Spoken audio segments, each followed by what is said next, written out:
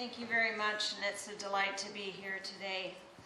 I've prepared a few words, and I'll try and go through them as quickly as possible. I know that we're running a little bit late. It's a real pleasure to be here and listen to such an impressive lineup of speakers and continue the important discussion of gender equality. Yesterday, on International Women's Day, we celebrated the strong women of history who fought for women's right to be equal, to vote, to own land, to work, to be recognized as persons under the law. Personally, I also honored some of the many activist First Nations women who fought against injustices during the European conquest and indeed continue to resist the legacies of colonial oppression, one of which, of course, was patriarchal hierarchy. In the past few decades in Ontario and in Canada, we continue to make advancements. Women are now hold 53% of Ontario's university degrees.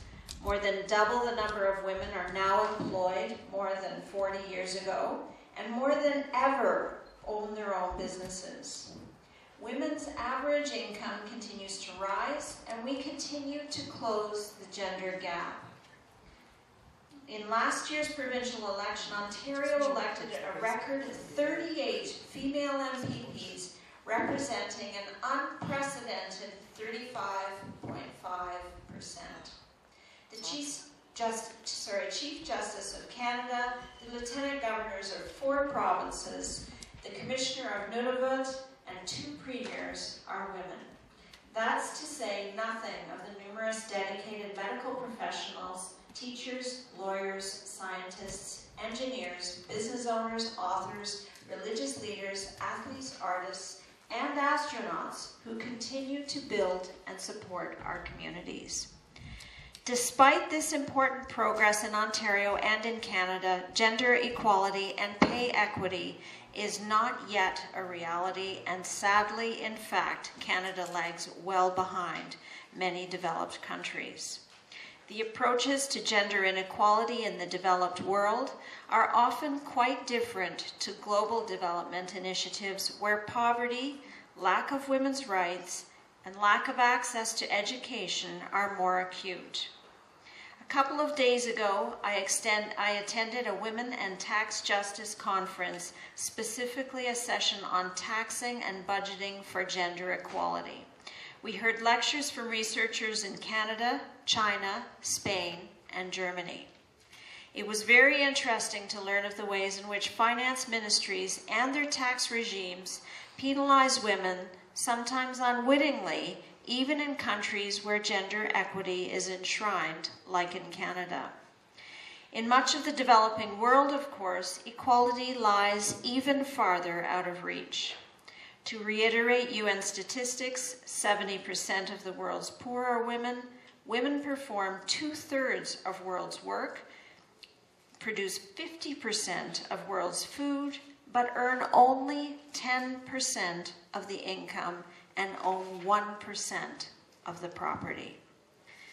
I recently attended a conference of the Association Francophone Parliamentarian Women. We discussed some of the more nuanced areas where progress may be stalled. For example, how to enshrine the fair and equitable sharing of family property in the case of divorce. The importance of improving women and girls' literacy rates, which leads to better access to education, which we've heard quite a bit about. And very much in the spotlight recently has been female genital mutilation and how to prevent parents from offering up their daughters for this practice. On the global stage, the girl effect continues to gain traction to tackle the feminization of poverty. The notion of reducing global poverty by investing in girls and women is predicated on extensive research that suggests that increasing women's well-being, social position, and control of resources creates larger social benefits when compared with men. For example, data shows that educating women results in lower child mortality and increased attendance of children at school. Empowering women produces a ripple effect that changes social and cultural perception and increases women's value and opportunities within her family, her community, and her country as a whole. And of course, the core issue that underlies so much of women's socioeconomic and political subordination is the denial of a woman's right to sexual and reproductive autonomy. Women all over the world live in patriarchal societies, although manifested differently within each locale and culture. The control of women's bodies and sexuality by men and larger society is entrenched. This is why mothers in West Africa resort to deforming their daughters through breast ironing to desexualize their bodies. I'm not sure how many of you know what breast ironing is, but it's the pounding and massaging of pubescent girls' breasts using hard or heated objects to prevent them from developing or make them disappear altogether. The mission is to delay pregnancy and marriage, which would force them to drop out of school, protect them from sexual assault, including rape, and allow them to continue their education. Between 100 and 140 million women worldwide are living with the consequences of female genital mutilation, mainly in Africa, the Middle East, and Asia. Female genital mutilation is perpetrated by cultural ideas of femininity and modesty that are rooted in control over women's sexuality, aiming to govern women's sexual desire, activity, pleasure, and experience. Over 500,000 women worldwide continue to die each year from pregnancy and childbirth-related causes.